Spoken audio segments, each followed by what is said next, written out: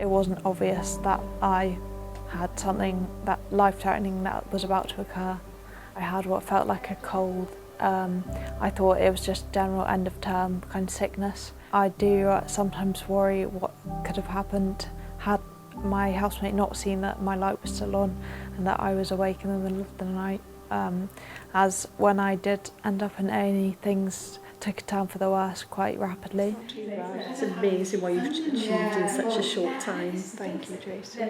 This is life for Lily now, learning how to complete simple tasks as a quadruple amputee after contracting meningitis. She had 7 surgeries in the space of 5 weeks. It pushed her to absolute limit of being able to sort of even survive that process, and she was so weak at the end of that. And even then I thought, you know, we were very close to losing her, because just there's only so much that the human body can take.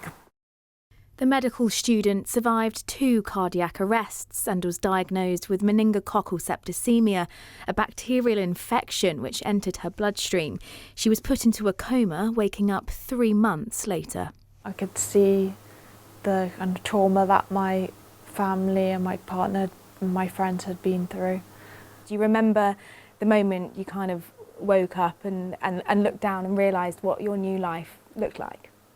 Yeah, I don't remember a kind of sudden realisation moment, but it was kind of a gradual, I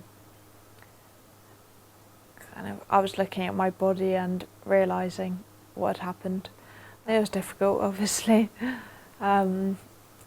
Things like having a shower and seeing my body and all the wounds was tough. My dressings used to take about 2 hours to change, and I was in a lot of pain, so that was probably the most difficult part. I think you kind of forget how pain feels as soon as it goes away, but I remember just dreading the feeling of needing a shower and my dressing changes. I needed general anaesthetic for some showers. It must have been really tough. What kind of kept you going in those moments? I'd say my family and my friends, they've been an incredible support to me. We managed to have days where we'd laugh or play games. That's really testament to their love for me, and so I'm very grateful for that. Her mum, Jo, remained by her side throughout. Day by day, really. You know, it was moment by moment at the beginning, but then it's day by day. And you just have to bring that strength to Lily as best as you can. And you know, there are days when you wake up and you think, can I do this again today? But you do, because you have to, because you know, as a mother, that's all you can do. So just bring yourself and be strong, be positive. We've always been as as positive as we can be, even when things didn't look great, but you just, you know, you go in, you're smiling, and Lily's smiling back at you. The next step then was coming to terms with the fact that they were going to amputate. Yeah. And I think as a mother as well, how was that experience for you? I think it's about as close as you can get to having your own limbs removed when it's your own child. So yeah, it's pretty. But by that time, we knew that, you know, we're talking about removing things which had already died during the disease process. So it's not the amputation itself, it's the disease process. Lily was unknowingly unvaccinated against the strain of bacteria which caused her infection. My general message would just be to follow vaccination advice. There's a lot of anti-vax propaganda out there, which I think is quite dangerous. From my perspective, it doesn't really matter how rare the possibility of something happening is. Just remember that you're not invincible and it could happen to you, because I tried to stay healthy before this happened, so yeah, it could catch you when you least expect it. You probably never in a million years thought this would be where you are, but having been here, you must have learnt so much along the way. As you said, I thought that I'd be continuing medical school, you know, hope to live with my partner and just get on with life, have a family and everything. And now I've been told that for a while I was in quite severe heart failure, so that means that I'm going to have to take certain medication for life. At times when I feel low, I think people have worked endlessly and tirelessly to keep me here and to make me as strong as possible to leave an independent life in the future.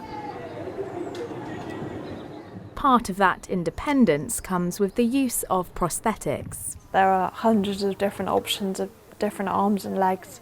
The NHS suggests that you try a body-powered prosthetic first before moving on to something more complex.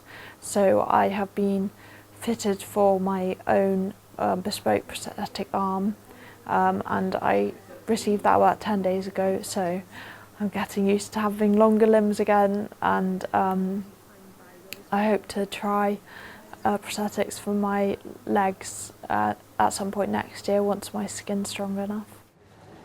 Do you want to try this one? It might be a bit more... She's being supported by physios, occupational therapists and volunteers. Just want you to be able to grip this easier.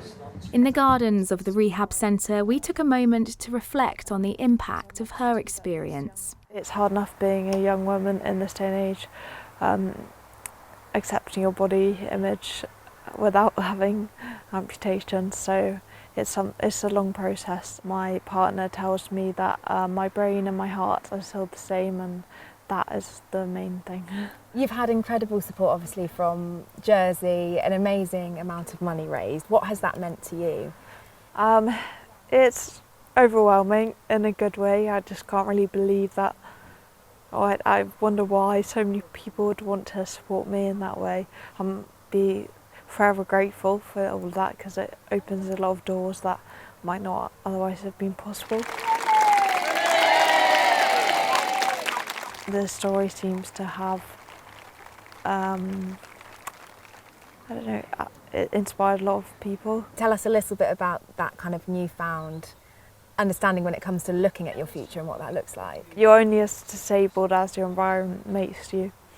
So I'll need to set up my future home and everything around me to suit my capabilities. Cardiff Uni have ensured that offered me a place to continue if I want to next September.